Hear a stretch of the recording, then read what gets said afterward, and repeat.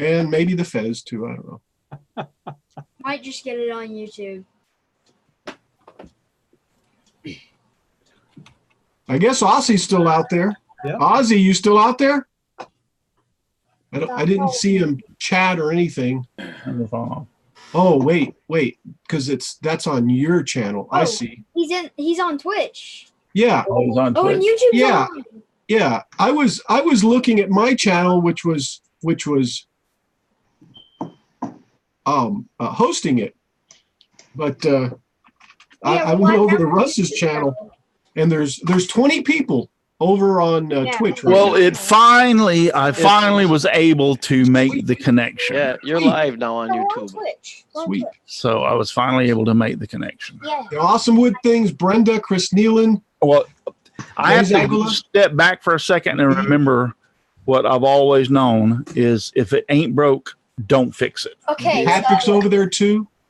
my friend Paul John is So there too.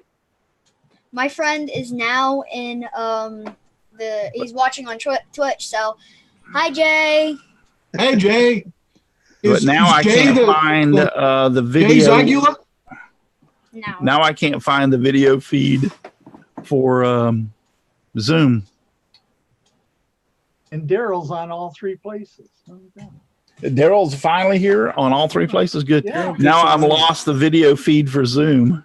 Daryl made it to No, I one, remember- and just then put it he in. made it Oh, late there to it the is. other one, and then he made it late to the other one. Right, Here we Daryl? go. Yeah. We got it. Yeah. Hey. YouTube video. You stressed out. Yeah, I'll never do that again. I'll just do it the same way I do it every time, and if people want to follow me or go along, then they'll follow me or go along, but that's just too much of a pain in the derriere. So You've just proved it works. We're on. no, it didn't work. I had to go through, Tons of things. But to it's finally the get it to same come. play Alright, page. well- It's the same video. It page. is, but it don't work the way those instructions tell you how to make it do it, and the thing that you sent me doesn't work, Matt. It Okay. doesn't. It's It's obviously it working didn't now. work. I put it all in there and it didn't work. I had to go back through and set it all up again, but it kept on asking me for my password, and I know my password, and I went in there and checked it and verified, and I put it in like 20 times, but I think it locked me out for a period of time because I kept trying to redo it.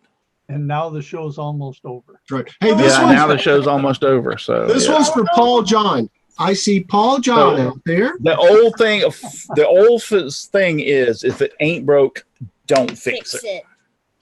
Yeah, just so I'm gonna go back to the way it was I think we before, lost and it someone. worked every week, and then Yeah. I didn't have all these problems. Yes. And And then yada yada That's yada. We Yeah. lost John Yeah. Schaffner, I believe. I think we lost John Schaffner. Okay. Yeah, because there's And 9 of us. Russ Meadows. So anyway, so Russell and- or No, Here it's we not a are. private show. 30 minutes late. Everybody's been able to run their mouth except me. Sorry for YouTube. He's on YouTube now, guys. Sorry over there. So I'm the sorry guest. over there. Where's Russ Meadows? I think he Goodbye. left. He went He to the bailed. chat. He went over to the chat. Oh, we lost Oh. Russ too. Yeah. But- Well, Russ, I was going to talk about your thingy tonight once we went live. Oh, boy. So you need to get your butt back in here. Get your butt back in here. Yes. But anyway, Blister this and is went my on. grandson Gage. He said that I might be able to join last show if you watched. So I brought him on board, and then wow, this is just such a chaos. Jeez. Sorry, Daryl, but you were late anyway, so it doesn't matter. Oh man, he's gonna rub it in, Daryl, until next year. If it's gonna Yeah. Remember that one time So, that yeah, Daryl yeah. was late? Meadows, get back in here. Yeah, it was so anyway. So it's good to have you on board, Daryl. Thank you. No Hello, problem. everyone that said in the chat hello, and I haven't been able to respond because everyone else is talking. I'm just gonna say it now. So Just let us anyway, go an hour longer to make up, Ossiman says. let me, before I go any further, and I know they've been patiently waiting, Yes, they have. talk about my wonderful sponsors.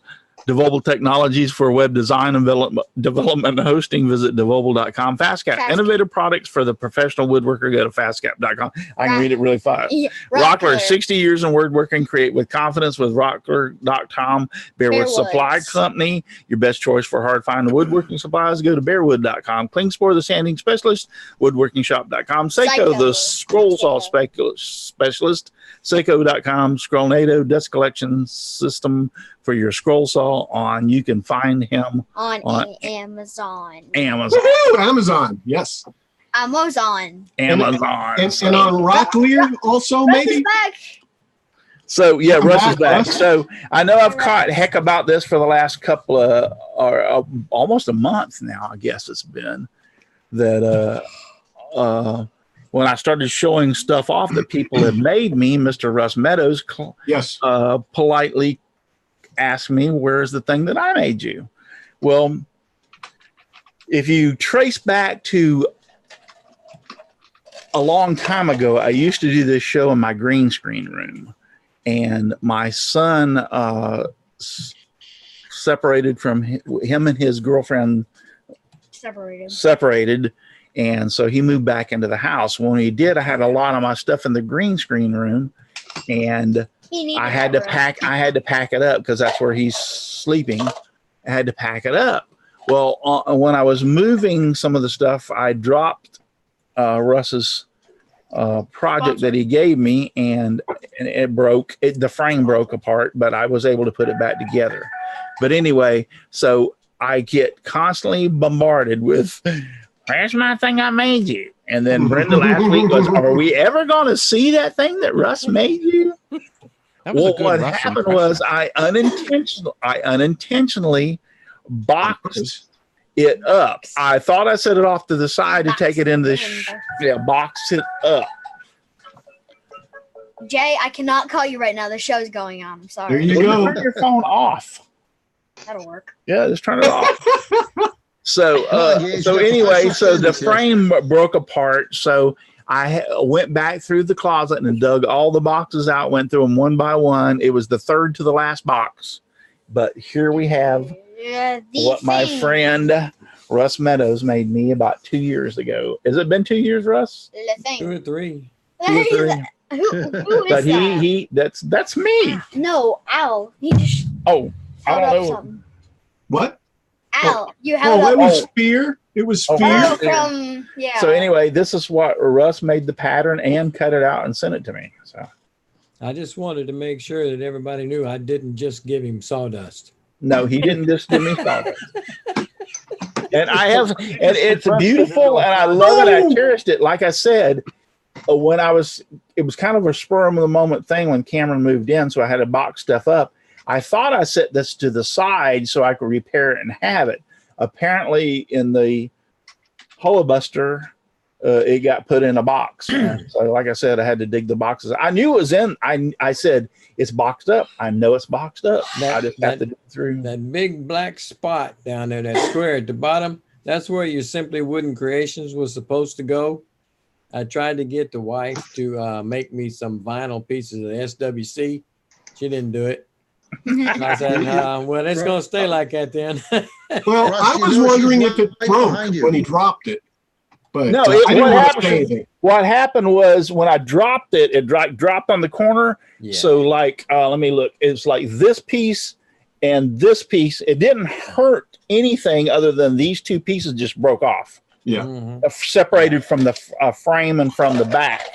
So I just had to reglue it. It's all it had to do. Yeah, I glued it in to begin with, and framing has not been my forte. Yeah. So Oh. I just had to stick this piece and this piece back on because, like I said, it didn't break anything. It just kind of like caught on the corner, and which let this side of the frame and that side of the frame come off. So, and then I would just like to say that my wonderful daughter, Brandy, My Aunt B.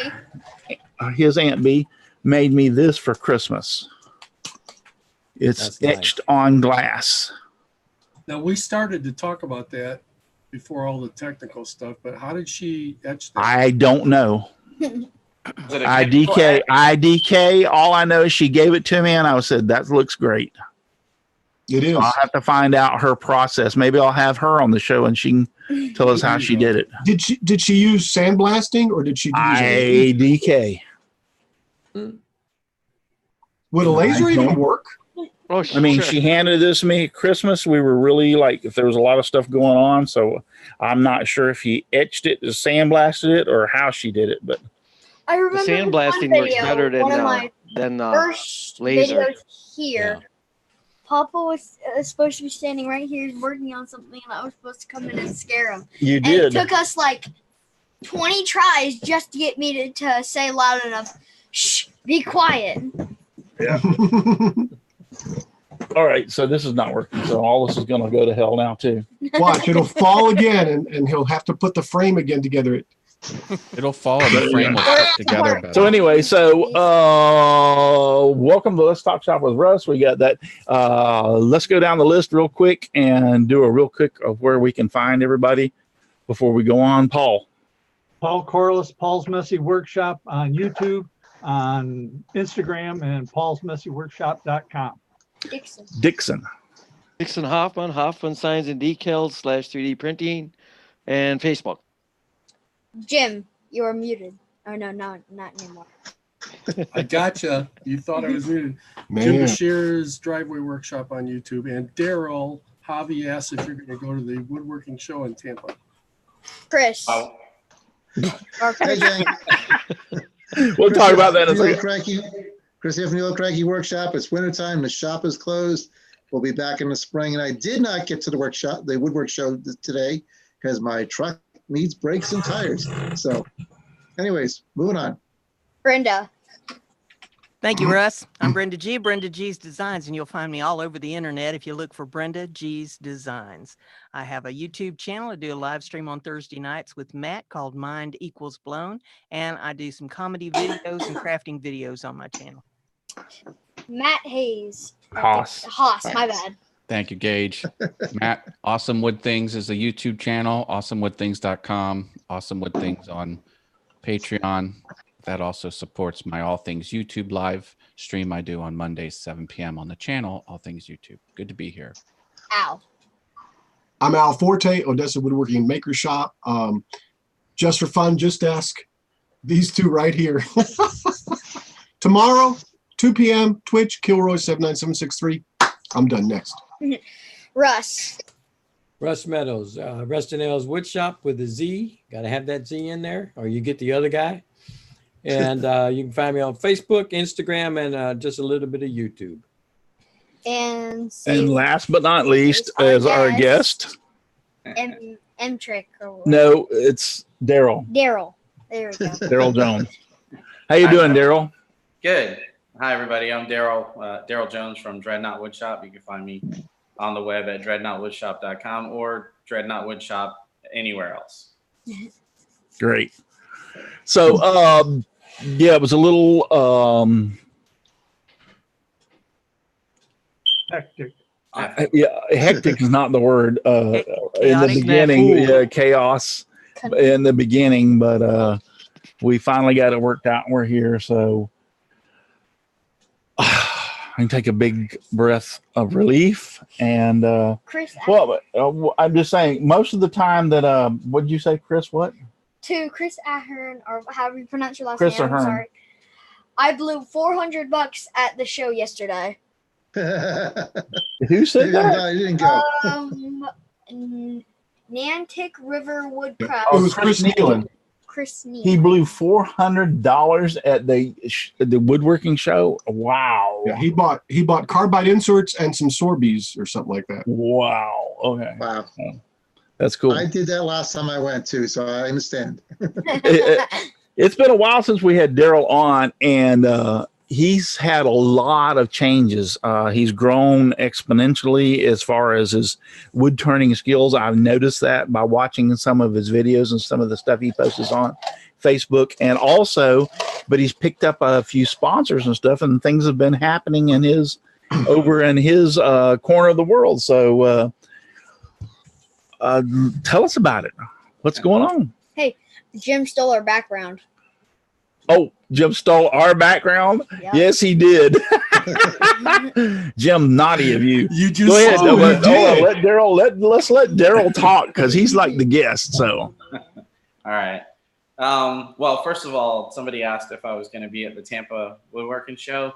Unfortunately, no. I'll be in Tennessee that weekend doing I've been there. symposium. Yeah, be in Franklin. So, yeah. So since the last time I was on here, there's been a lot of things that have happened.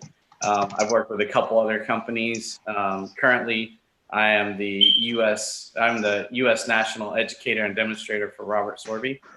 I'm also teaching classes at Rockler, the same Rockler that Russ teaches at. Yeah, I guess trying to think of anything else, but yeah, pretty much. Well, since the last time you were on here, you've picked up Nova and you're starting to do stuff for Nova. Yeah. Well, I've been doing stuff. Well, I'm not sure. Oh, I guess it has been a while then. Yeah, you didn't have Nova the last time you were on, so tell us about what you're doing with Nova too. Yeah, with Nova, I do marketing videos. I'm a tester for them. I go down to the headquarters and test out different things. They send things for me to test out. That's been actually really cool working on that. So. Yeah, I know. I don't know. I'm not good at elaborating on it, so I'd be better off if you ask me questions. Well, now you test out some of their. They send you products and you test them out. Yes.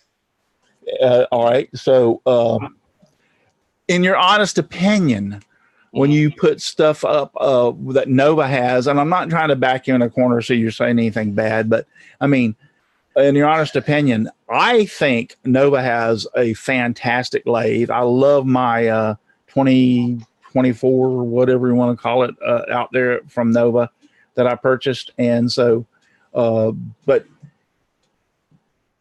do you really, is the products the quality that you would think they are? Absolutely. Most of the products that I push or, that I'm in partnership with are products that I was already using. So I was already a Nova customer before I became a Nova, before I started working with them. So obviously I believed in the product then. I still believe in the product now. And it's actually really, really interesting to be involved in the development stages of Nova products. I mean, I got a chance to see some of the new offerings in the lathe area. I got to see those months ago. And I'm pretty excited to see that they finally made it in the beta testing and now they're out where people can see them. Yeah, but I think they have fantastic products. Yeah, I'm really pleased with my lathe. I love it, love it, love it. Like I said, so. I think I think the DVR system kind of spoiled me because I've been using different lathes now when I go out to do demonstrations and I haven't found anything I like better. I mean, seriously. Yeah, I agree with you. I mean, when I first brought it home and I had watched some videos of it, and then when I started using it, that control of the speed, and it's a constant, even if you bore down into it, it somehow knows how to increase the power to keep the RPMs at the same level. It's just, it's an amazing tool. I really like it. Yeah, me too. It's difficult going to other machines because a lot of the other machines, they have these sensors that read the speed of the spindle after the fact. But the Nova, you actually arrive at the speed on the screen first and then the motor catches up, which is really good if there's parts of your process where you use specific speeds. Like I sand at 500, I turn at usually around somewhere between 2000 and 2400, and I can switch back and forth with a preset. And I know that that's where it's going. I don't have to go past it and work my way back to it like I have to with a lot of other machines. Yeah, because like Daryl was saying, you have presets that you can actually set to your own specifications on there. So if he's going to turn, he can have like preset at number 1 at 2500 or 4000 or whatever. And then when he goes to sand, he hit the number 5 and it drops down to 500. So that is like awesome. Yeah, good stuff. And so and since the last time we talked, I didn't know you were involved with Robert Sorby. So how did that come about? I got a call one day asking if I was interested, and who would say no to that? Well, yeah. So that was actually pretty cool. It was one of my. I've been doing the demo circuit for a while. I did some work with Easy Wood as well. I've done some demonstrations with Starbond and Nova, obviously. And while I was out, you know, I network anyway. I talk to anybody, really. So, you know, my name's out there. You know, I'm starting to develop a little bit of a reputation. And when the guy who was doing the demonstrations for Sorby decided he was going to go a different route, a couple people threw my name in the hat. Fantastic. So the important thing is for those of you out there that are trying to, you know, build your social media presence and whatever, network. Yeah. Yeah. Most true.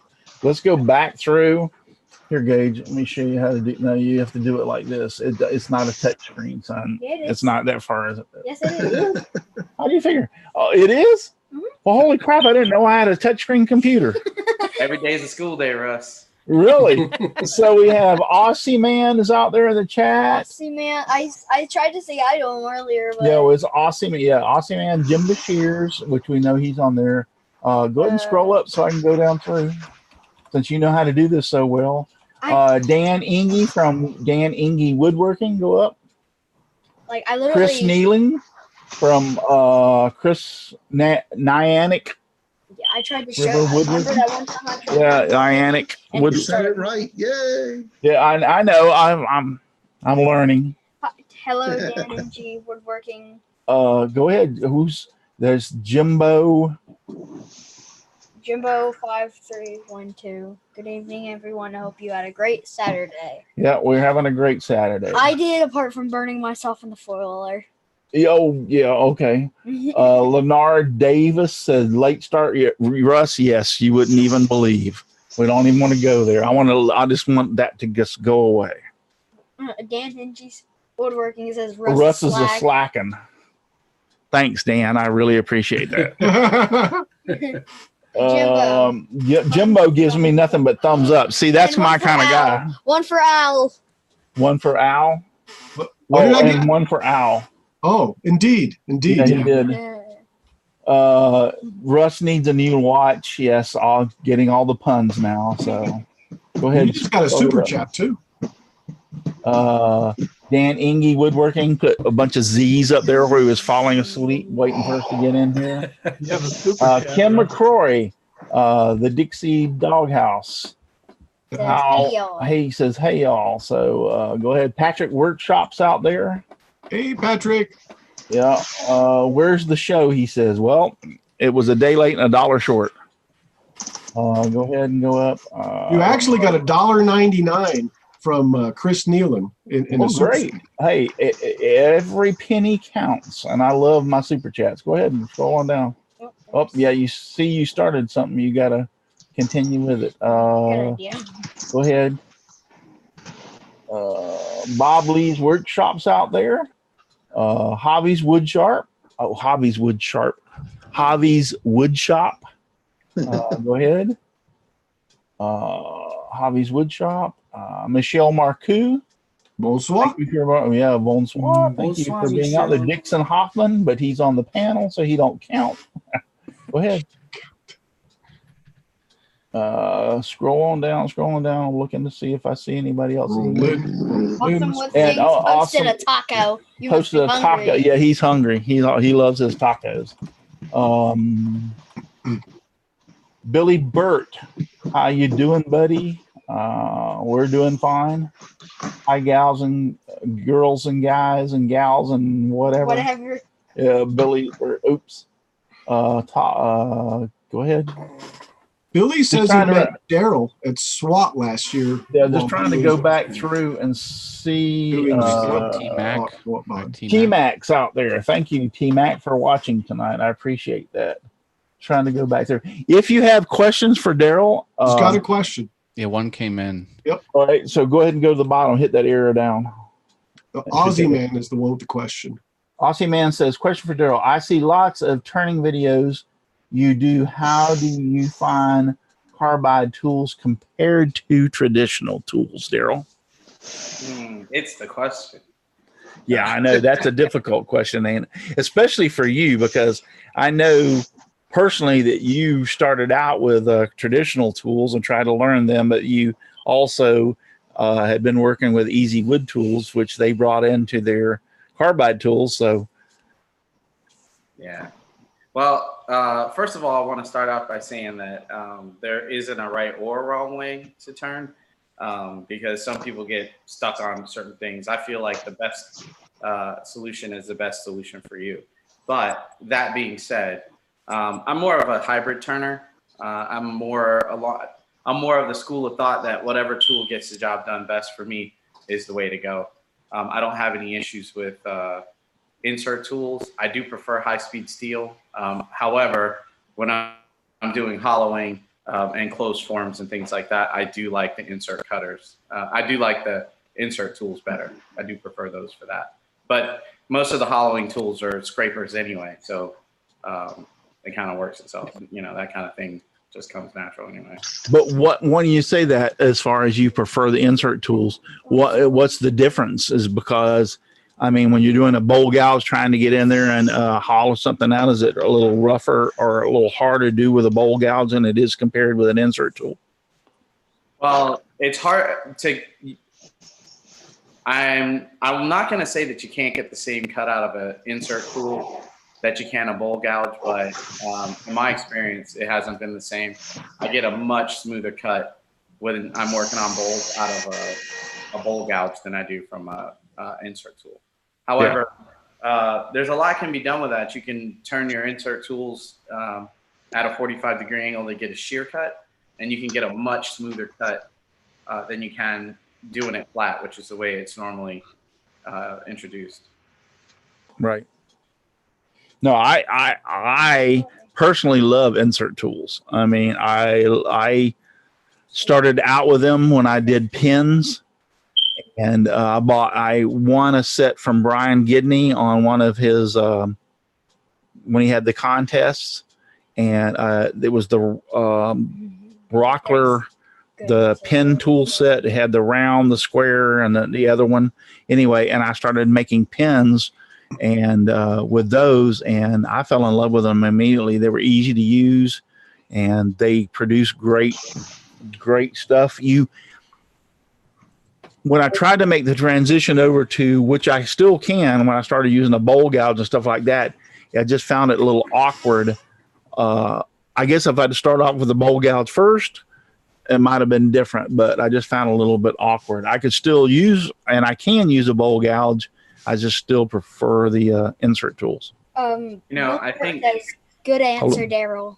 I think a lot of times the biggest problem that people have going from insert tool to high-speed steel is, I don't want to use the term bad habit, but it's just, you form a habit. And with the insert tools, you use the insert tools in basically the same way, regardless of what kind of insert tool it is. With high-speed steel, you're obviously going to approach the work differently with a bowl gouge than you will with a roughing gouge, than you would with a scraper or a skew, right? But with an insert tool, you approach the work the same at all times, whether it's a hollower, a rougher, a smoother, a detail, it doesn't matter. You still go basically flat on the rest and parallel to the floor. And that's what makes it really difficult, because then people pick up other tools, they want to do the same thing.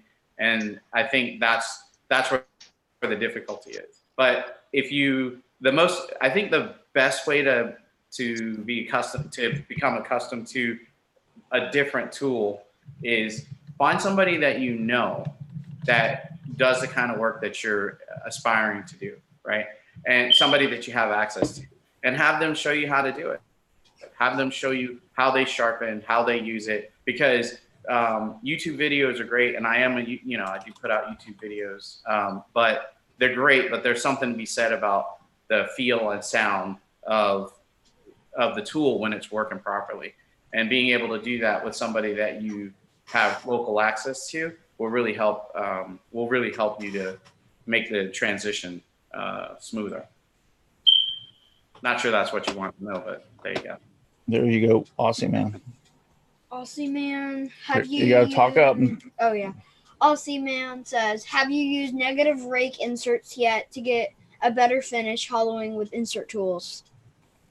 So I've used the negative rakes. The best experience I've had with them is with man-made materials. For that, they are absolutely phenomenal. The negative rake inserts on the man-made stuff like epoxies and acrylics and things like that, it's absolutely phenomenal. Now, I do a lot of green turning, and but a lot of the materials that I turn are materials that I harvest myself. So they're going to be somewhere between green and completely dry, right? So the negative rake inserts are total crap when it comes to green wood, right?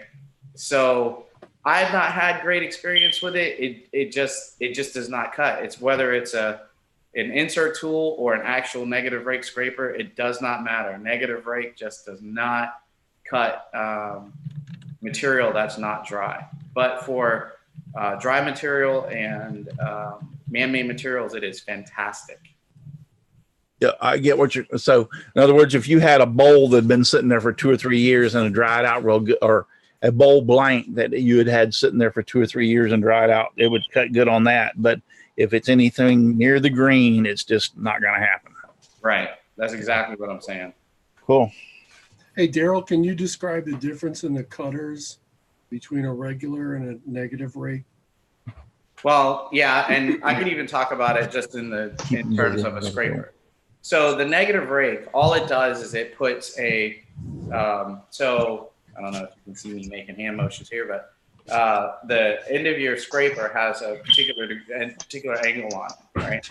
Everybody's different, so I'm not even going to go there, but it has an angle on it, and then the surface that cuts comes straight to it, and it makes a little burr at the end, and that's what you use to cut, right? So what a negative rake does is you move that bevel down a little bit, and then you introduce a second bevel on the top. All that does is replicate the fact that scrapers are best used when they're angled down like this. So basically what happens, if I had one, I could show you, but basically what happens if you take your regular scraper and you tip it, you bring the handle up, which will put the blade in a downward position, you'll notice that the end of the tool, the geometry becomes the exact same as a negative rake. So that's really all it does, because really the fact of the matter is that scrapers cut better in a downward orientation. You cut about at center and then with the tool at a downward angle, not a steep one, but at a downward angle, and it just cuts better that way. And so instead of trying to explain to people how to do that, the negative rake takes that out, because then because you introduce that second angle, that secondary angle, then you can keep the bar flat on the rest and parallel to the floor and still get that preferable cut, because of the fact that the geometry is now different. I hope that makes sense.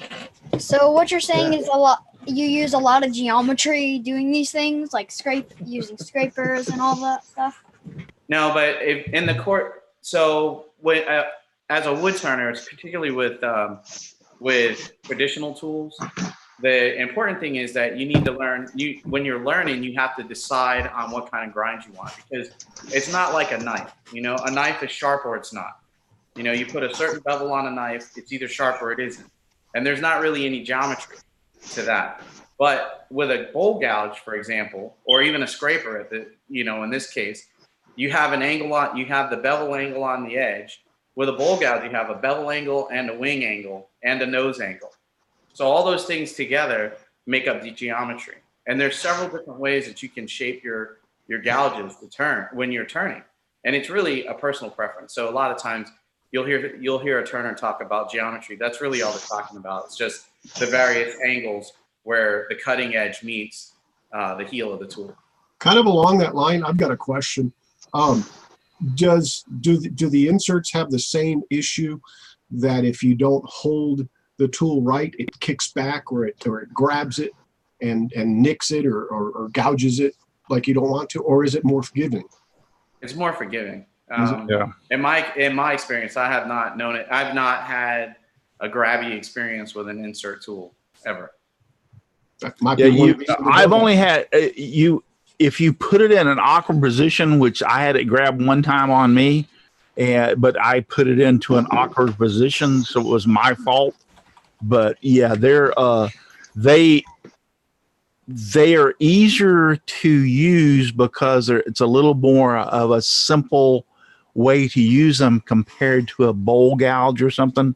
I mean, you've got to get the bowl gouge set in the exact position, and takes a little bit more, where when you're using an insert tool, it's like when I first turned my first few pins, it was just so simplistic. You just put it up there and boom, it was off and going. So they cut like butter, don't they? They like right through it. Yeah, they cut really, really well. But like I said, I was doing something. I tried to turn it to the side a little bit to get a little bit more aggressive one time. And it grabbed on me. And I was like, oh, yeah. So, but it was my fault. It wasn't the tool's fault. Speaking of that, I taught a class Dixon on left? making. No, he didn't leave, but he's not in the picture or anything. I don't see him. Oh, he said something about racing a race car. He had to make a pit stop or something like that. Yeah. Okay. I have to make pit stops every once. I just made a pit stop. Oh. So. Yeah. So Light shines. how James Parker wants to know. They all want you to change your battery in your smoke detector, Daryl. It Because keeps we on love you, chirping. Daryl. We want you to change that battery. Yeah, it keeps on. Matter of fact, Javi and Sweata gave me a $2 fast or super chat to say buy you a battery for that damn thing. I just been 9 checking volts. around my house trying to figure out which one of my smoke detectors was. Hey. No, it's Daryl's. Anyway, so Dixon's back now. yeah, Dixon's back. All right. So James Parker wants to know, Daryl, how big of a bowl can you turn on your lathe? 29 inches outboard. Cool.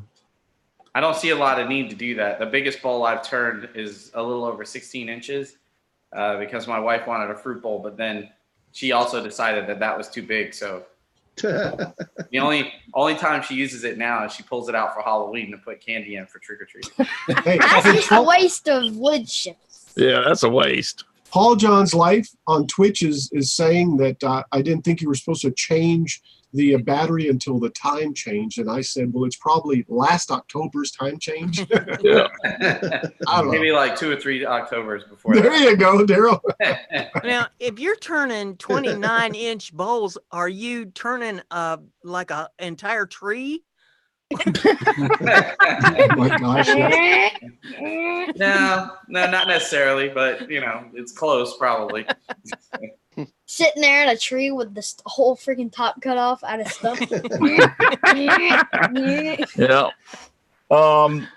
I'm glad y'all are watching, and if somebody could watch Facebook also, I usually have them open, but tonight I didn't. I got Twitch, guys. But yeah, so like you'll just like squirrels want a bowl, okay. Yeah. Squirrels want a just bowl? Sitting there Squirrels on a bowl? Squirrels? No, he said squirrels want a bowl. So Gotcha. I have a question right, for did you see- Daryl. So, go ahead. So I'm new to turning, and this is my only item I've ever turned. Nice. That's work. But I guess my question is, I What is have it? a belt-driven lathe, so not, it has very few bells and whistles. Are there any tips for a new turner, one, and how can I get the most out of my older belt-driven mini lathe? Well, first thing is it depends on what it is. Well, I guess the first thing is what would you like to get out of it? That's the first thing. What kind of thing would you like to turn? I'm going to make 5 more of these wine stoppers. Oh, is that what those are? Yeah, the wine stopper. I've never heard of wine. It goes in you open a bottle of wine and you stick it in there afterwards, so it plugs up, so the wine doesn't lose its Someone say squirrel? So fluorescence or whatever. So basically what you're saying is it's like what they're called I can't remember what they're called. You can shove them in a bottle of Coke too. As long as it's a bottle, not a can. Yeah. Yeah. Right. I turned Anyway, a go round ahead. picture frame. I think round picture frame should be a thing. That was fun. Oh. Now the Small one thing crafts. I do small crafts. That's kind of my thing on Awesome Wood Things. Your the one thing your forte? about the bottle stoppers though is You're making me not, enormous one. there aren't a lot of people that have leftover wine in the bottle. So Good point. Good I think I should rethink my business plan. Yeah. You can still get a lot of them off though. yeah. Oh, but Jimbo says he loves his belt-driven lathe. Well, a lot of them are belt driven. That's I mean, you All know, of them are belt driven except for the Nova. It's the only the one. Nova. I thought in the one. What is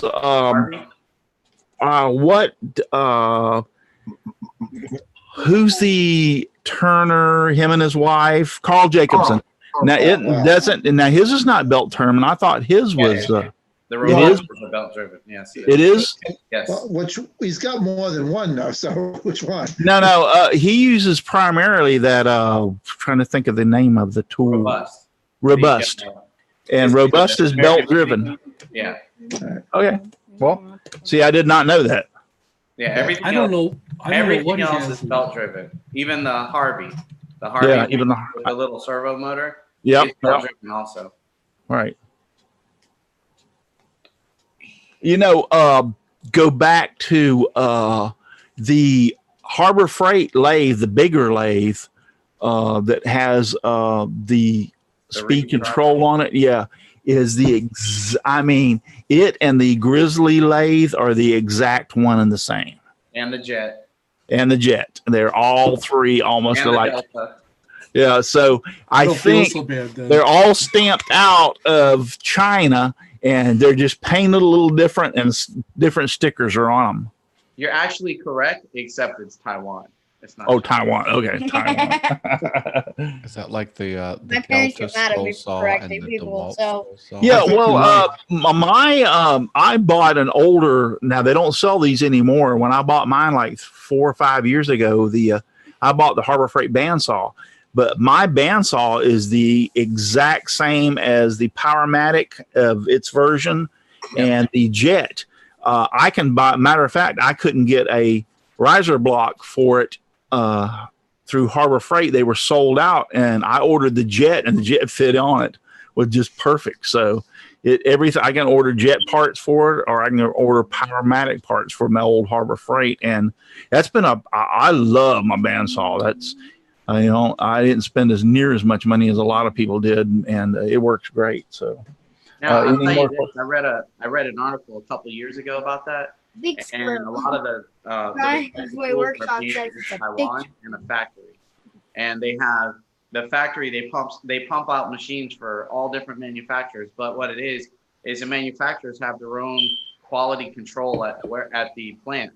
So the difference between one model and one make and the next is you're going to have better fitment. They're going to machine the surfaces better. They're going to use better bearings, better motors, better bushings and things like that. But I agree. Other than that, they're exactly the same casting. So that's why they all look alike. Right. On a Powermatic, they were using $100 bearing. On a Harbor Freight, they're using a $20 bearing, so to speak. Correct. Aussie Man has a question for you, Daryl. He says, I see you use Yorkshire grit. What do you think of it, and does it really save on sanding? Yes, it does. Absolutely. I use it. I used to use it more, but on occasion I've had finish issues. Very seldomly. Mostly I was spraying catalyzed lacquer, and it gave me an issue one time. But the primary thing is. The primary issue I have with it is sometimes it'll darken the wood, which sometimes it doesn't matter, sometimes it does. But other than that, it does everything else it says it does. It does a really good job of taking out those little tiny scratches that show up, usually after you put finish on it. It does a fabulous job of that. And they actually have a microfine also that comes in a white tub that polishes it even further. Hey, Daryl, while we're talking about it, I brought a bowl in that I'm working on. It's spalted tamarind. Nice. And like right in through here, after I put Yorkshire grit on it and sanded it down, I put Hampshire sheen on it too. But this is like smooth as you wouldn't believe. You can't feel anything when you run your fingers over it. But then I get into the other areas like this, and there'll be little pits in it and that kind of thing. Do you go through when you're doing a bowl like that? It might be a little punky or whatever, and kind of try to fill those in with epoxy, or how do you do voids and stuff in a bowl when you're trying to? They're real tiny. They're probably like if you took a small nail and poked a hole in it with a small nail or whatever, and just have an indenture in it, that it it makes that mark. But Can you hold that I up don't want again? to leave it like that. What's that? Can you hold that up again? Because Yeah, it looks like that area is the ingrain. Yeah. The area you're talking about is the ingrain. Well, yeah, you know what it is. Yeah. Yeah. Because So- here's the top. So, yep, that's definitely So- the ingrain. Okay, that's ingrain. Yep. So what I would recommend is you're probably going to have to sand it. You may have to sand it by hand, because what it is it's difficult to get the ingrain cut just right. So what kind of tools are you using? I've got two of the longer, easy wood tools. Okay. One of them's got a square cutter on it. One's got a round. Okay. So that's what I've been using since probably about 3 months ago. Like 15 But I've not been minutes. turning Yeah. that long, so I'm Cut it off. still at the point where, You going home tonight? like Nat, I don't really know what I'm doing yet, but I know what I like, kind of thing. Have you tried have you tried cutting with a shear angle, turning the tool at 45 degrees? Yeah. You tried that? Yeah, And it really took a light lot cut? of it out, but it didn't. It just didn't. There's still little pits in the wood and stuff like I don't know if you can see, like right. Oh, I know here. exactly what you're talking about. I Yeah, can't there's like see a it in pit through there. Yeah. But some of that has to do with not so much the tool as the wood itself too. Yeah. Oh, yeah. I mean, you can get a little piffy. In other words, I turned some oak one time that was really solid in one area, but the other was really soft. So the tool would dig into that area, even though I wasn't moving anymore, differently than the other areas. So So here's the thing about that, right? If you follow me on any of the social media platforms, you'll see me from time to time turn things that, well, normal people probably wouldn't even bother with, cracks in it, things that are odd shaped. And I regularly say to people that sharp tools solve everything. This is where the high-speed steel comes. This is where the high-speed steel really shines. For example, with a bowl gouge, you can cut in a variety of different ways. Sometimes wood just doesn't want to be cut a certain way. You can have a sharp gouge, you can have a sharp, insert tool, whatever. It doesn't matter. It just doesn't want to be cut a certain way. And having the ability to cut in various different ways is one of the strategies you can use. That's why I was suggesting that you try taking a series of light cuts. Okay, I'll try that again. Several passes to get rid of it fully. And one other thing that you could try is the sanding sealer. When you put those on, it could help you as well. I want to. Okay. Aussie Man is asking, now I've lost it. He wanted to know how sure you want to stay? low of a grade of sandpaper do you use before you use the Yorkshire grit? If I'm going to use Sleep Yorkshire in your grit, clothes. I would probably go up to 180 before I used it.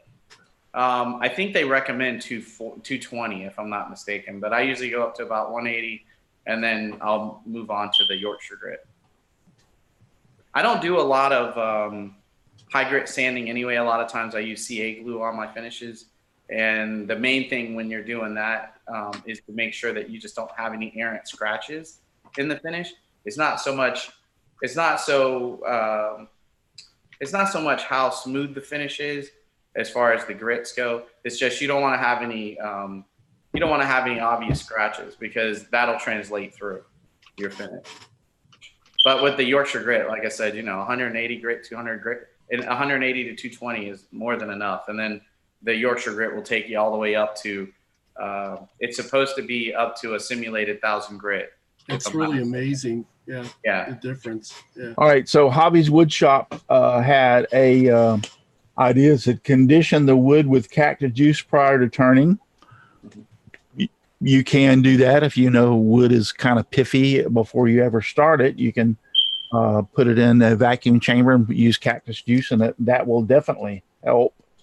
And then Billy Burt had a comment, rather than being cut, the tool is tearing the fibers out. It's common on end grain, especially with scrapers and carbide tools. Yeah. And I agree with that. Carbide tools, I think, tend to piffy wood and end grain. And I don't know if Daryl agrees with me or not, but I have found in my experience that carbide tools on end grain and piffy wood seem to have more tear out than like a bowl gouge or something would on a bowl. Russ is gone. Yeah, I see that. I don't. We had a little actually, too in the stream. In all honesty, I haven't used a carbide tool to do a bowl in a really, really long time. So Yeah.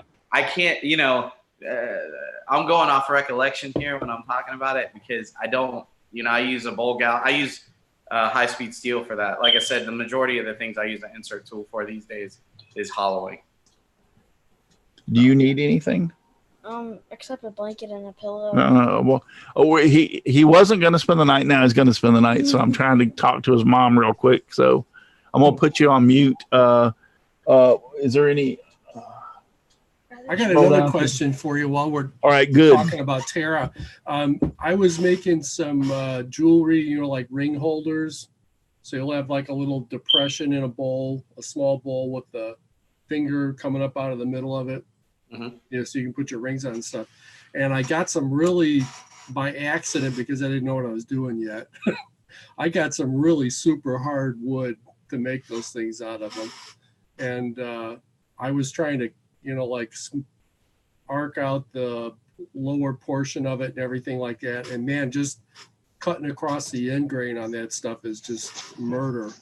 So have you got any kind of suggestions on how to work that so you can either make it a little easier or just do it right in the first place so it's not such a pain? I made a segmented base out of hickory once, which is really hard. And I sharpen those tools every couple of minutes because it was just brutal on the cutting edge. So if you're using insert tools, then I would just say rotate your cutters off. Okay. Would probably be my best advice to you because the hardwoods are, depending on what kind of wood it is, because some of the harder stuff has silica in it also, which is basically sand, and it's going to dull the edges very quickly, much quicker than usual.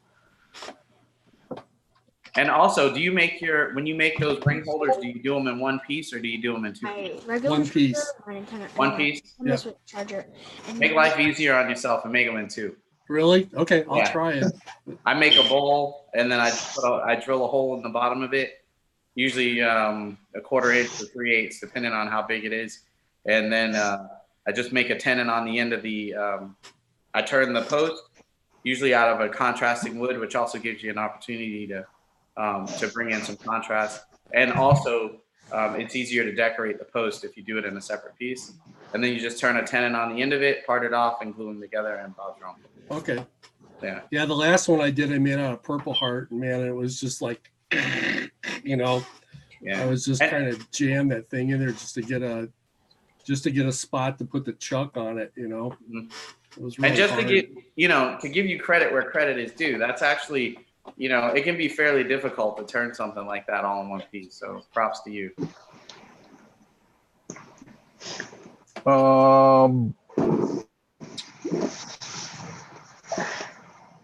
Looking back through. Chris Nealon said also it's good to use a good sharpening system. He uses Sorby Pro Edge and CBN wheels. What do you use, Daryl?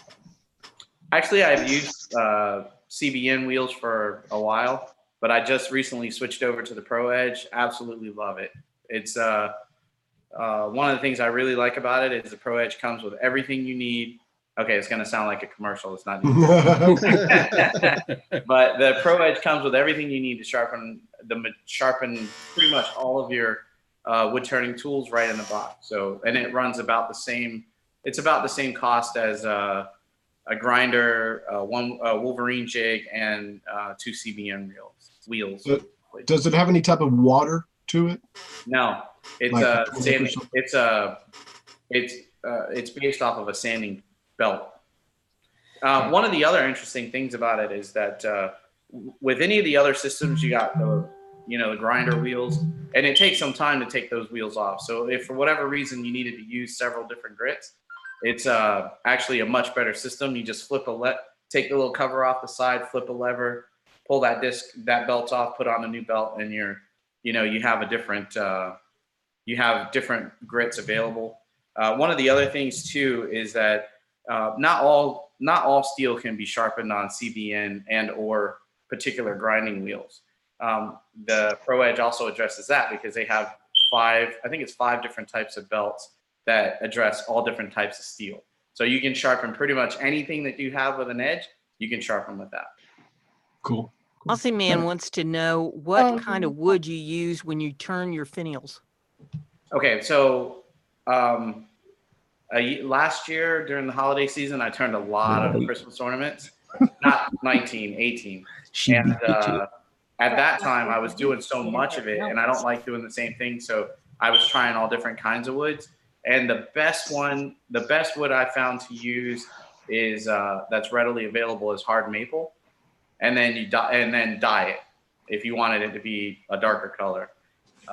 The porous stuff like some walnut, purple heart, some of the oaks, different things like that with a coarse grain. They don't make great finials. It's real difficult to get a decent finish on it, and they're not as strong because they're so porous. Because if you're turning finials like I do, they're pretty thin in places, and they tend to break off real easy. But hard maple is probably the best bet. Chris Nealon's asking, do you have the diamond belt? The what? The diamond belt. Belt? Yes. No, I don't. No, I don't. I haven't tried that yet. I find that the ceramic belt does a really, really good job sharpening. Like I said, I've used a CBN for a while, and I use a 120 grit ceramic belt on the Pro Edge, and I've been exceptionally pleased with the performance of the cutting edge using that. Hey, Daryl, can I get you off into the finishes rabbit hole? Sure. So what do you do for like a bowl or something like that? Because I see guys that'll do like OB shine juice, and some guys will do this wax and this. What do you use? So if it's a bowl that's going to contact food, right now I'm in the process of arriving at a finish of choice, because I don't really have a finish of choice for that. I've used lacquer up till this point, lacquer and polyurethane. I personally wouldn't use a friction finish on a bowl, because friction finishes are great, but they're not incredibly durable. If you're going to use the bowl, friction finishes, sometimes they hold up pretty good to being handled a lot, sometimes not. The lacquer and the polyurethane are good choices, as long as you're not going to be using utensils and like metal utensils in the bowl, because you don't want to chip any of that film finish off.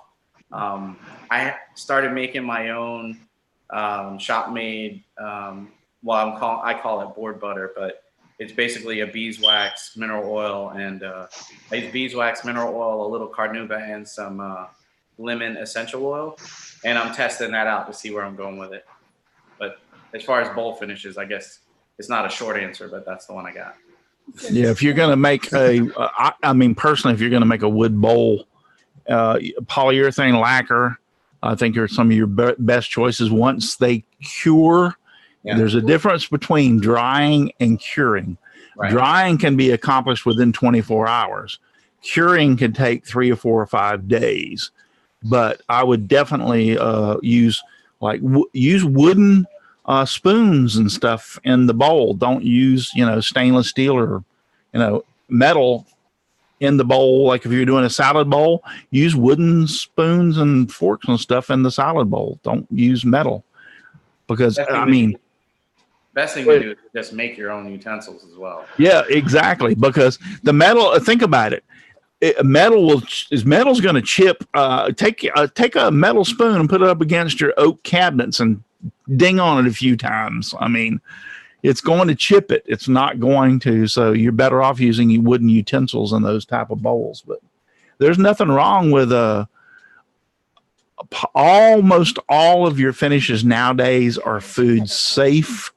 You just have to wait till they cure, not dry, cure. There's a big difference. You know, though, I got Hampshire sheen and stuff for what I'm making, and man, it puts a really nice finish on things. But you know, if it's not food contact safe, then you know, maybe it's that for certain things and something that's more food grade for bowls, you know. Tell them.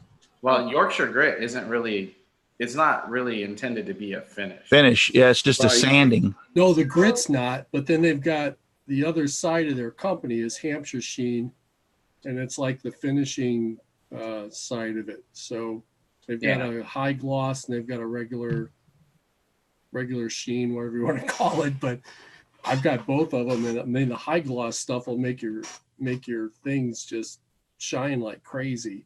Yeah. But it's not for the sanding stuff. It's the the next step after that. But it's not food safe. Actually, Hampshire sheen and Yorkshire grit are two separate companies. Really? Okay. Yeah.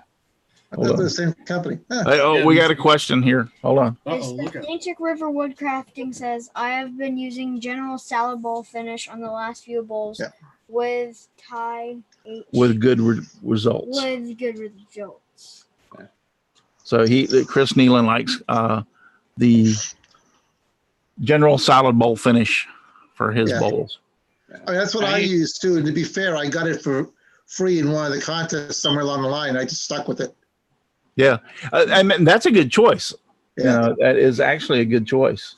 I think that uses mineral oil and beeswax, if I'm not mistaken. I think so. I believe you're right. Yeah. Oh, no, he says it's basically a wipe on poly. Yep. Really? I thought it used beeswax and mineral oil. I could have sworn I had wax in it. Okay. So, Chris, you take put the thing back in the chat there, but you go ahead and do the whole bowl up and then wipe it down and not do anything while it's turning on the lathe to try to buff it up or whatever? No, once I put the finish on, I'm done. Okay. That's my last step. Okay. I let it dry and cure for a few days in a dry area. I'm done. So cool. Had good luck. So if I'm doing it wrong, I've been lucky. It's a little slow for my taste. I've tried it. I have a can in my finish cabinet, but I don't use it. Yeah, I'm not a production shop. It's usually at the end of the day when nothing's going to be moving around, no more dust. Yeah. That's why I do my finishes. So. Now, Aussie Man has a different take. He says, if you're going to use it, then use it and don't finish it. You finish a bowl to look at, not to eat from. I just... Hey, there you go. Well, but now I disagree with that is because if you took if you took just a wooden bowl, let's take oak, for instance. I make a bowl out of oak and then I put stuff in it. The food is going to absorb into the wood. Well, he says he seals them. Okay, seals them. Finish it. Oh, he don't finish it. Oh, he seals them. Okay. He's got a point, though. There's a utilitarian type bowl that you're going to make and you're going to use. And then there's one that you're going to set up on the shelf. And I missed that sealing part because that's what the most important thing is to seal the wood so that it doesn't absorb. Like a cutting board, for instance. You want to seal it so that it doesn't absorb the food stuff into it. It repels it. That's the reason I like mineral oil and beeswax, a combination of those. So Atlantic River Woodcrafting says you can buff it out, but need to wait a while. You can buff it out, but need to wait a while. Okay. No wax. Beeswax is okay. I mean, the only thing about the combination of mineral oil and beeswax, especially on cutting boards, is the beeswax. The mineral oil penetrates the wood and seals it, but the beeswax helps keep the mineral oil from evaporating so quick.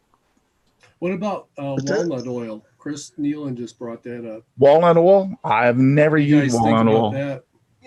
Have you used any? I tried the walrus oil product, which is walnut oil, on some cutting boards I made over the break. Seems to work really good. It did it? Yeah, it absorbed really nicely. It buffed out really nicely. you know, I've only used it this one time, What but happened? so far so good. Somebody just who fell out? Matt had to leave. Paul. Oh, I've got a question that's not related to the show. Is somebody have Discord on and it keeps bouncing up and notifying it, or is it just me? I'm trying to turn it off over here, and I think I've turned it off everywhere. There's 27 missed things in the chat down there. I guess that's because I don't listen to any of these guys and what they have to say. I don't have Discord up. I don't know. I thought it was good having a producer on hand, but maybe it's not. Yeah, really. We're going to get caught. He's fired. Why? He might. Okay, so Paul said he had to go. Good night, Paul. Anything, I'll get you. Bye, Paul. Have a nice evening. Expire or He's whatever. keeping us honest. Fired. Nothing else. The apple does not fall far from the tree. What is it? Yeah, well, I was gonna say, what is it? Out of the mouths of babes. Yes, yes. Walnut oil, dry and hardened, so Well, Nantic River Woodcrafting says. point. Hey, walnut talk to the mic over here. Oh. Go ahead. If Read what he said. okay. Is that Nantic River Woodcrafting says? Just say Chris Nealon. Oh, Chris You ain't got- Nealon says walnut oil will dry and harden. No, so with mineral oil and. David's Woodshop. so. If you make a bowl for people, you don't particularly like using bowling. Use alley, bowling oil. bowling alley oil. Oil. Nice finish, and you won't have to worry about them for a A long time. Yes, but he's Chris Nealon said that walnut oil dries hard and mineral oil doesn't. Basically, I just always like a combination of mineral oil and beeswax. Yeah. Not in my bowls, but on the cutting boards that I've What in done. the world is beeswax? Bees. Bees make honey, From and in honeycomb. order to seal the cone, they make wax to cover it up. Ah. Yeah. So Okay. that all that when you look at those little octagons or whatever the shape, those all the white little, in it. yeah, that white, that's all what it wax. You squeeze the honey out, and then you got the beeswax left over.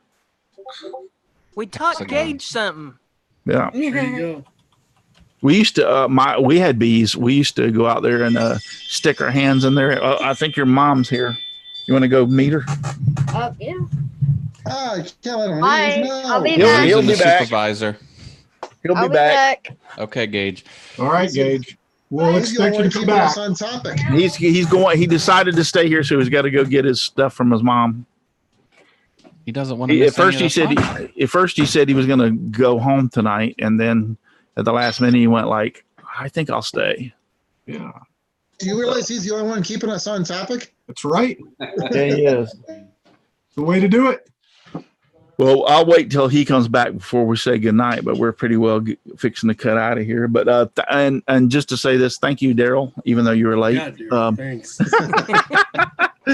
But no, I appreciate you being on tonight, and a lot of good information. And I'm glad things are going really good for you. I know you have talked to me before that you were really hoping, pushing for to be able to do this. You're turning your teaching and stuff as a full-time basis. So I hope that comes to happen for you. I really do, my friend. Yeah, thank you. And we are making good progress towards it. My wife, she crunches the numbers on a regular basis, and she's got like a little countdown to when I can pull the trigger on on this new plan. So Pull that ripcord and bail out. Huh?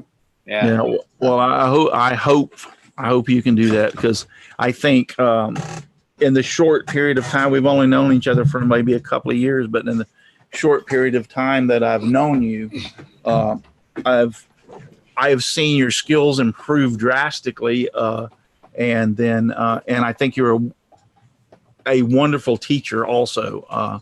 When I've been around you, I watched you at the Tampa Woodworking Show when you were turning some of that stuff and talking to people. So it'll work out for you. You just give it some time; it'll work out for you. And I hope and pray that does work out for you, because I know that's what you're wanting to do. Yeah. Aussie Man says, yes, thank Daryl. Very interesting show tonight. Yeah, I'm sorry we got off to a rocky start, but We gotta finish up sometime. yeah, we got to finish up sometime. But we'll Man, Gage, man, you're a hard one, dude. He's got that stopwatch going. I don't want to finish up. I would sit here all night if I could. Yeah, he would. But Just a host and a technical support. He's multi-talented. I'm He impressed. is. He's a very smart. He's all in school. He's in all the advanced classes.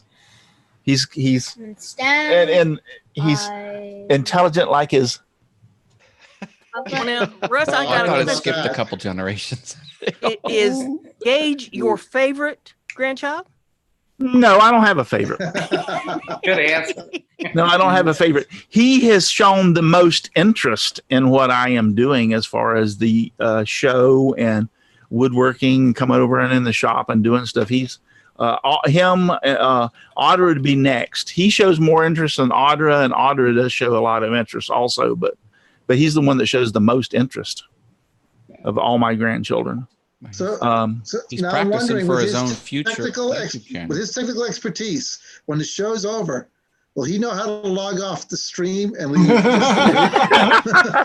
Well, we're going to try something a little bit different tonight, real quick. When we do here, we're going to talk. I'm going to see if I can end the stream on Restream from broadcasting, but we can still stay on. I've been looking at that also. So. Everybody out there, we always knock Russ about this because every time he goes offline, it's like an episode of The Sopranos. Yeah, it's just like he's talking and it's like boop, it's gone. Here's the thing: if you end it with Zoom, it ends. Yeah. But Zoom is transporting over. Zoom is not broadcasting; it's broadcasting to Restream. I think if I cut Restream off, we should still be able to stay on here and talk for a few minutes like we used to. So we're gonna try that tonight and see if that happens. So, but he shows the most interest. He's always asking me. That's the reason I invited him over this weekend was to come over tonight. He's always asking me. He wants his own YouTube channel, but his mom won't let him. She's too paranoid. Yeah, she's paranoid about people. Rightfully so. Well, So. Yeah, and I understand that. In today's society, today's world, it's not like it used to be. If it had been 20 years ago, I would say get your own YouTube channel. But nowadays, there's a lot of ugly people out there. That's all I'm gonna say. It's like, indeed. But right supervision, maybe he can do it. We need to send Daryl batteries. Daryl, change your damn smoke detector battery. I think Gage should sing the exit song. Everybody's fix your smoke detector. Replace the battery. It's like over and over and over. If I'm not often enough to get used to it and stop listening, you won't hear it I anymore. think Gage should sing the outro song or the. I thought it was okay. I was taking a drink every time I heard a beep.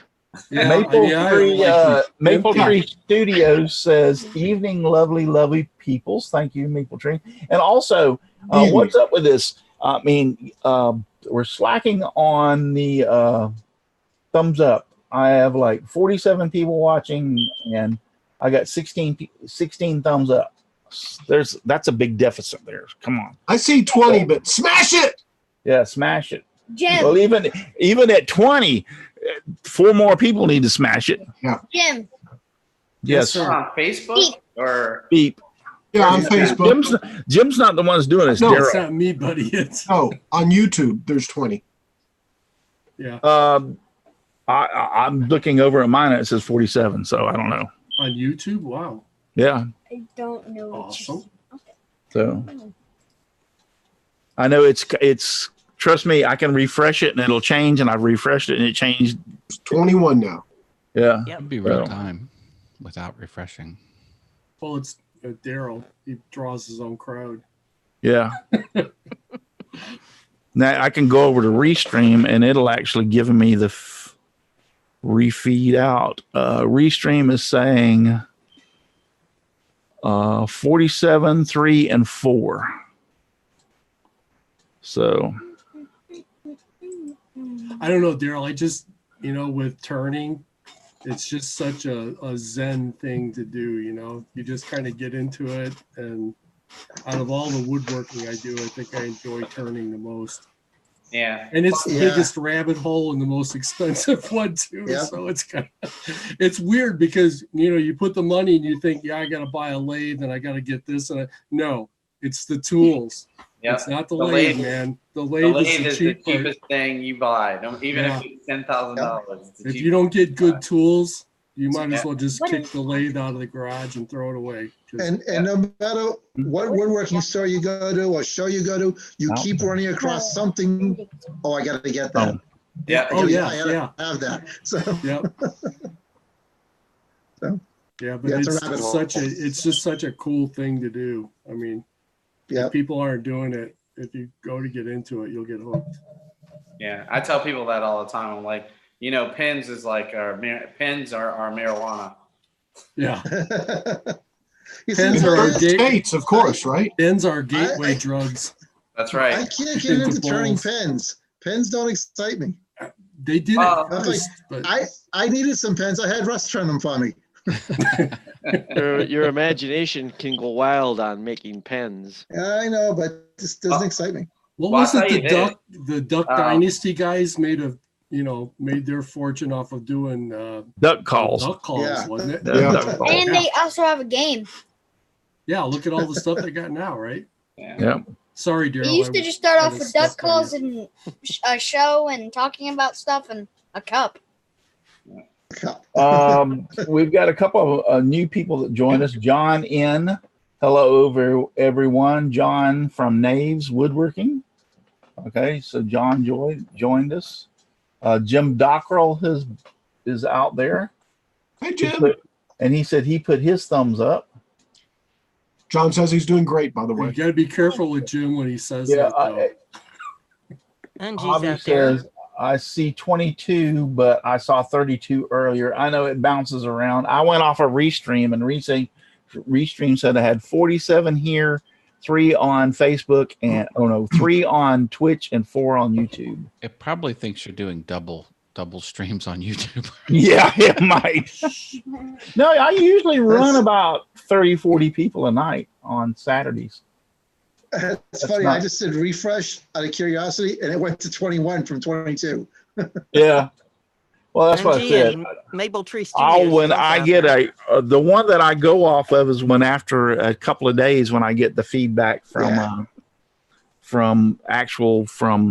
YouTube, and then I Restream sends me an actual email within 48 hours of how many people were watching on each channel. So I go off of that too.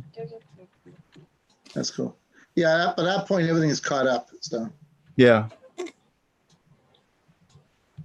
So, right. by the way, going back to the pens being the gateway drug, I just want to put this out there. I turned maybe 7 or 8 years ago. I tried turning and it didn't really work out the way I wanted. So I'd stopped doing it for years. And the thing that brought me back was the free pen turning at the woodworking shows. Yeah. Really? This is what those free pen turning things at those woodworking shows. This is what happens. We're talking about it. I loaded a Woodcraft and double buy a kit. Inventory. Awesome. Yeah, it's cool. All the stuff you need Right, we're function. buffering a little bit right now. Yeah. I would prefer a pen that would fix my spelling mistakes. Yeah, we're buffering right now. Chris's face though. Okay. So anyway, We're back. All right, we're back. All right, so pretty well that's it for tonight. I appreciate everyone out there in the chat, and like I said, don't forget to give me a thumbs up if you would not, or if you would be so kind. Yeah, John N said stream froze. Yeah, it froze for a few minutes over on YouTube. I saw that. It actually did it on Twitch too. Did it? Yeah. But we're going to call it a night. Thank you, everybody out there in the chat for watching. I'm not going to go back through all the names because it's too long of a list. And but thank you, Daryl, for being on here. Thanks for I having appreciate me. you. Yeah, I appreciate it. And like I said, I'm hoping that you are able to do what fulfill what your dream and what you're wanting to do. Also, you talked about that. You said that you wanted to move and sell your house and move and get like an old farmhouse and redo it in our personal conversations. Yeah. That's on the radar for the next 2 years. Yeah, that's cool. Daryl, bit of advice. I have an 1867 farmhouse. Don't do it. Don't do it. Yeah, don't do it. Every time you turn around, something's going to be fixed. Oh, and just to let everybody know, my gout is 100% better. I finally figured out that I have gout and what it is. So when it first flares up, I get help so that it doesn't get bad. The first time I had it, it had no clue. I thought I'd like strained my foot or done something. And so I waited like about 4 or 5 days. By the time I made it to the doctor, I'm in so much pain and agony. So now I know what it is. And Brenda, I did order some of those pills that you told me about, the cherry pills. Yep. I'm going to start taking them to see if that, I don't have gout all the time. I get it 3 or 4 times a year. Well, So it's not like I'm having it all the time, you know. I only get it maybe like this past year. I only think I had 3 times during the whole year. So it likes to surprise you. yes, I was out mowing the yard and my foot started hurting and I didn't even think about it because I was mowing the yard, because I have some feet problems anyway, but I have arthritis in my foot and both feet. And so it started hurting, and it started hurting a little exceptional. When I came in, I was sitting there going like, man, my foot hurts. What the heck could I have done? And I went like, light bulb. No way. And so I took my sock off and went, son of a gun, it's gout. Yep. I knew exactly what it was. So yeah, you look down, you see that big red toe. yeah, it's like, yep, that's it. So anyway, but yeah, it's doing a lot better. It's because I jumped on it real quick. I don't let it get worse. So Aussie Man says, I can't wait to see how it stuffs up when Russ goes off. I can't wait to see how it stuffs up when Russ goes off. What does that mean? I wonder what that means. So anyway, disconnect the show and disconnect the chat. And we're going to try that. But anyway, so let's get out of here so we can do that. And I appreciate everybody. Thank you once again, Daryl, my friend. Really great. I appreciate you being on here tonight. Thank you, Dixon, Chris, Brenda, Matt, Al, and Jim Bashirs, who's vacant at the moment. And then also thank you to Paul and Russ Meadows for being on here tonight. I think they're the other two. So appreciate it all. There's only one thing we have left to do, and that is if you're too darn busy to get out in the shop and make some sawdust, you're just too darn busy. Yep. Say it.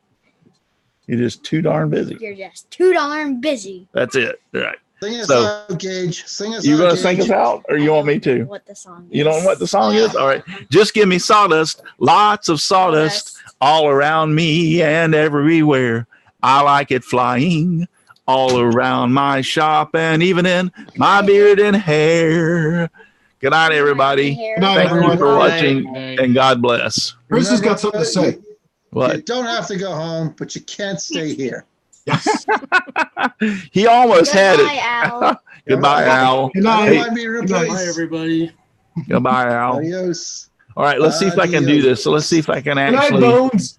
All right. Good finish up night, your Queenie. drinks. Good night, Bones. One. Move along. Bonne nuit, Michelle. Exits out.